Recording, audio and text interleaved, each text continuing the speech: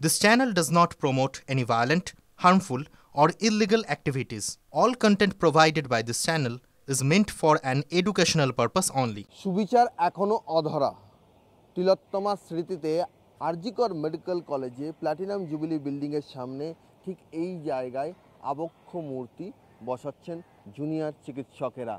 তাদের সহপাঠী কারুর দিদি, তাকে যেভাবে কর্মস্থলে খুন এবং ধর্ষণ হতে হয়েছে সেই জায়গায় আন্দোলন চলছে, আর তারই মধ্যে তিলোত্তমা স্মৃতির উদ্দেশ্যে এই আবক্ষ মূর্তি বসানোর ভাবনা।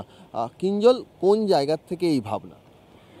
দেখুন, 9 তারিখের ঘটনা যেটা ঘটেছে এবং সেই যে বীভৎস একটি ঘটনা, এবং সেই বীভৎসতার কথা মাথায় রেখেই আমাদের এই পরিকল্পনা, যাতে আমরা কি হয় কি মানে একটা ঘটনা ঘটলো, তার বিচার চলছে, বিচার হয়তো একদিন হবে, দোষীরা শাস্তি পাবে, তারপরে যেন সকলে এই ঘটনাটা ভুলে না যায়, এই ঘটনার যেন পুনরাবৃত্তি কোথাও না ঘটে, কোথাও না মানে কোথাও না।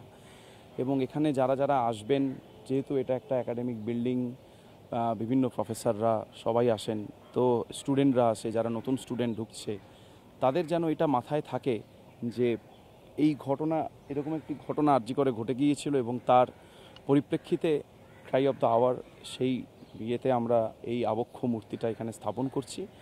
সম্পূর্ণভাবে যেন এটা মাথায় থাকে যে কোনোরকম কোনো দুর্নীতিমূলক কাজ বা অপসংস্কৃতিমূলক কাজ যেন আরজিকরে না হয়। আবক্ষ মূর্তি দেখতে কেমন হবে সেটা নিয়ে কোনো ভাবনা আছে? ভাবনা ওরকম নেই, যিনি শিল্পী তিনি নির্ধারণ করেছেন তার মতো করে।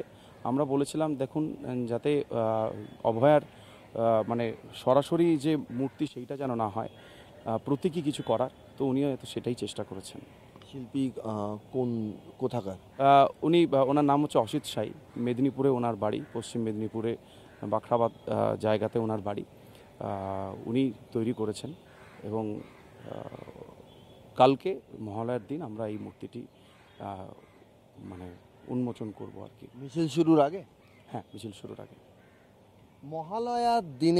মহালয়ার দিনে শক্তির প্রতীক হিসেবে তিলোত্তমার মূর্তি উন্মোচন হবে আরজিকর মেডিকেল কলেজে, একাডেমিক বিল্ডিং, যেখানে হবু চিকিৎসকেরা আসবেন। তাদের প্রথম যখন অ্যাডমিশন নিতে হয় মেডিকেল কলেজে, তখন যেখানে আসতে হয় সেটি হচ্ছে এই একাডেমিক বিল্ডিং চত্বর, পিজেবি বিল্ডিং।